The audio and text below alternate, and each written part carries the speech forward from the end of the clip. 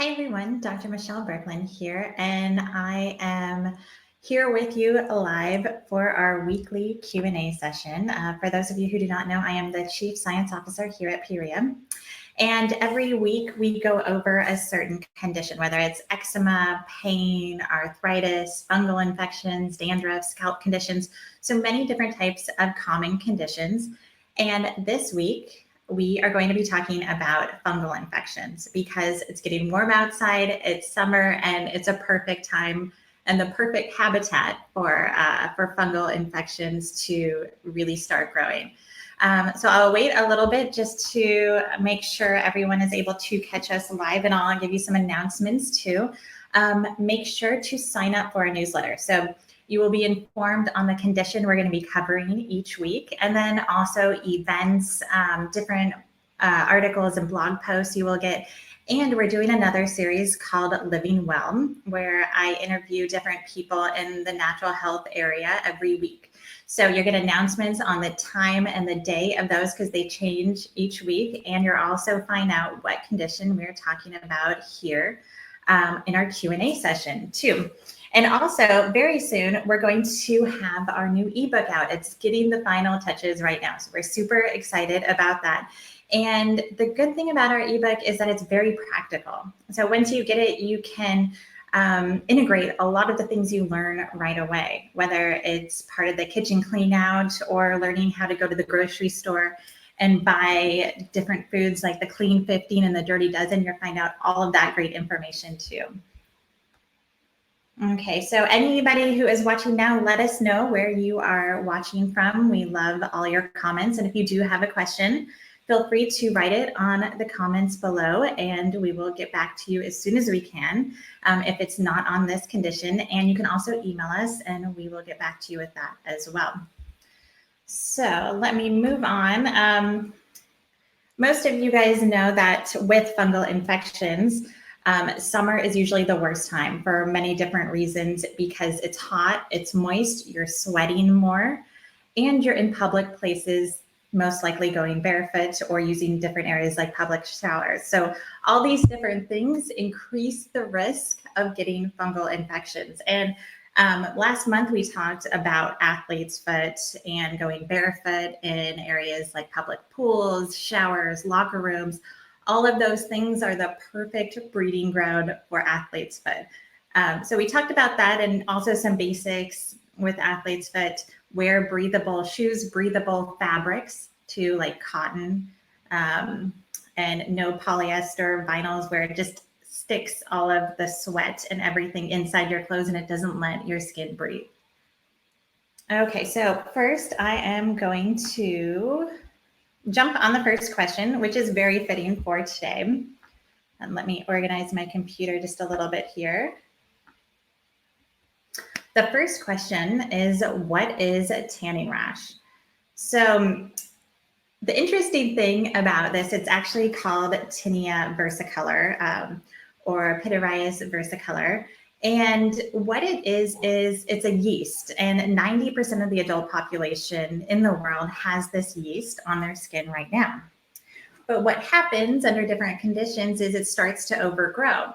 Now, you could have this on the winter time too, and you might just have noticed some itching on your skin. But in the summer, you'll really know if you have tanning rash because those areas don't actually tan on your skin. So you have a lot of the times it happens on the shoulders, and you go outside in the sun, and then you'll notice when you come back in that certain areas didn't tan. It's kind of like spotted up there and flaky. And what that is tinea versicolor. And it's very common, but it usually doesn't show up or it doesn't become present and you acknowledge it until the summertime when you really notice it with the discoloration. It doesn't usually bother too many people. It can be itchy at times, but the tricky thing is getting rid of it too. And it can spread. It's called tanning rash because of that, and also it can spread in different areas too. So the issue is it loves warm, moist environments. So not only can you see it more in the sun, it wants to grow more too because it loves sweat. Just like fungus and yeast, it likes warm, moist environments. So that's why summertime is the perfect habitat for fungal infections. Sweating always makes it worse. Clothing that doesn't breathe. So polyester blends, especially when you're wearing them in the summer and your skin wants to breathe and it's building up all of that moisture, that's another breathing ground for tanning rash as well. Also, weakened immune systems, oily skin, and even hormonal changes. So sometimes even teenagers are more apt to get it than adults or other people too. Okay, next question. Why does my fungal infection always get worse in the summer? Well, we kind of already answered that. The simple answer is you sweat more and fungal infections love the moist, hot environments. And this is a great question. We touched on it a little bit. What types of fabric should I wear if I have a fungal infection? So the key is breathable, natural fabrics like cotton, silk, hemp, bamboo, 100%. So not mixed with synthetic fibers. And a lot of the synthetic fibers are plastic. So of course, plastic isn't going to be able to breathe on your skin either. And you're going to be sweating and it traps that sweat and that heat inside and encourages the fungus growth. So cotton, silk, hemp, bamboo, all of those things are great. I mean, wool can be good too. It's a natural fiber, but it also can be itchy. So I kind of left that one out on purpose. Also, change your clothing if it becomes wet during the day. So that's another thing, even if it is a natural fiber and you've been sweating a lot or working out, you need to change your clothes so it doesn't build up that moisture on your body too. Another thing is to wash your clothing and your bedding regularly to prevent the spread of infection as well. And that's another way it can be contagious too, sharing towels, sharing bedding, sharing clothing. So all of these things you just have to be more aware of right now. And this is a question we get quite often. It is, how often should I apply the Wonder Balm? So the Wonder Balm, for those of you who don't know, is our antifungal balm. And it has a lot of great essential oils that are very powerful against different fungi, bacteria, yeast. And so we usually recommend with the Wonder Balm to apply it twice a day. Now, the thing is, everybody's different. It could be a mild infection. It could be very severe. So adapt that situation based on your needs too. And I always talk about this with fungal infections, but I think it's so important. And I used to counsel patients a lot on this in my clinic. The tricky part about fungal infections is that when you stop seeing the rash, it doesn't mean it's completely gone. And that's how it can just come back so quickly too. It could be gone on a visual level, but it's not completely gone. And when you stop using the cream too early, that's when it can come back. So use it for at least 2 weeks after you have not seen any more signs of the rash. And then you know that you're giving it that extra push and making sure that you're eradicating all of it. So please do that because you work so hard to get rid of it. You're so close, you see that it's gone and then it comes back. And prevention and also using it for a couple of weeks after is very important for that. This is a great question too. As a naturopathic doctor, I always think it's important to address the foundations of health and all the root causes along with the symptoms. And this question is, what are some ways to support my immune system to decrease the reoccurrence of a fungal infection? So a lot of people who are severely immunocompromised or have other underlying conditions can be more predisposed to fungal infections. And so some basics are to eat whole foods. And we just had an interview with Leanna, who wrote the Earth Foods Diet and Cookbook. And I recommend all of you guys to check that out because the entire book and her entire interview was about eating foods closest to its natural form. And I always like to tell my patients, if it takes too long to open up, it's probably too processed to eat. So just remember that if you're trying to get through all the packaging and it's taking forever, maybe it's a sign that you shouldn't be eating it and you should have apple or something easy to access to that's natural. So balancing your, I'm sure most of you guys know by now all the immense research out there linking balanced gut flora and immune health. So eat fermented foods, focus on a good probiotic, do lots of great things like that to balance out your gut flora. Vitamin D, keeping your vitamin D at an optimal rate, even through summer, I think is very important. And I recommend sunscreen. I think it's great as long as it's a mineral-based sunscreen. But when you wear sunscreen, you're not absorbing vitamin D. So it's that balance. It's that balance of protecting your skin, using great sunscreen, and then making sure you have an adequate level of vitamin D as well to support your immune health. So it's definitely that balance. Also, another important thing is to drink more water.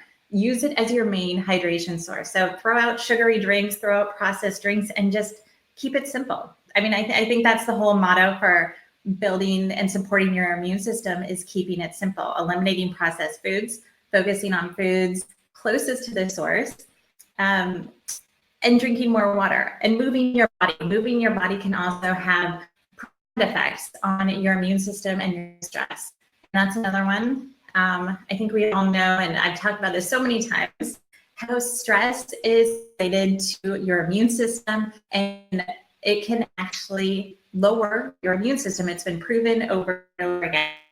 With that, we need to figure out ways to manage stress, whether that's going for a walk, doing meditation, relaxation, or Tai Chi. All of these things are great. So basic things: eating natural foods, drinking more water, moving your body, learning to rest, getting adequate sleep can have profound effects on your health and decrease your risk of getting fungal infections in the future. So very simple things, but they can have amazing results too. Okay, next question is, what makes the Wonder Balm effective against tanning rash or tinea versicolor? Well, first off, we formulated it against all the common yeast and fungi and bacteria. And the specific essential oil, tea tree oil, is particularly effective against Malaysia, which is the main species involved in tanning rash. So we formulated it so it would have a broad spectrum antimicrobial, antifungal activity. And then we also know that it's very effective against tanning rash because of the tea tree oil too. And I personally love tea tree oil because it's such a powerful essential oil. So the essential oil comes from a tree that's native to Australia, and it's been used as traditional medicine for the Aborigines for centuries. And there's so many great therapeutic uses, from studies that show it kills bacteria, fungal infections, and yeast. So in our formulation, we blended it with essential oils like eucalyptus, lavender, and then we mixed it with nourishing oils like olive oil and macadamia nut to have this perfect combination that's really effective with these powerful essential oils, and then nourishing and soothing to your skin too. So I think it's a brilliant formulation to really get in and be effective against fungal infections and especially tanning rash, because it has great concentrated dosages. But at the same time, there's that balance where it can help soothe your skin as well. So with that, I want to remind all of you that if you are using the Wonder Balm for the first time, be sure to patch test a certain area, just a small area on your skin, to see if there's any irritation before you do a full application, because everybody's different. And it's just a good way to see how your body responds to the cream, because there are essential oils in it. And with all of that said, I want to remind everyone that we have a 180-day money-back guarantee. So for any reason, if the Wonder Balm did not work, no questions asked, you can return it. So there's no risk in trying it. It's an only benefit to you, because all these great essential oils, which are sourced, and they're amazing ingredients, they're high quality, and I think we did an amazing job putting together the formulation with all the different mechanisms of action. So let me check for a second to see if we have any questions. Okay, if we don't have any questions, so I want to remind all of you guys to sign up for a newsletter, and any day now, very soon, we are going to be releasing our ebook, and you will be sent a copy of that, and you will get more announcements next week. We have an interview with Dr. Bethany Tennant on sports medicine. She's an amazing physician doing great things with sports medicine and working with different athletes on so many different things. So we're going to talk to her a lot about a lot of great techniques and ways to help soothe the muscle soreness and a lot about her training. So I'm very excited about that. And if there is no questions, then get outside, enjoy nature, wear natural fabrics, drink more water, and most importantly, have fun and relax. And I will see you next week. Take care.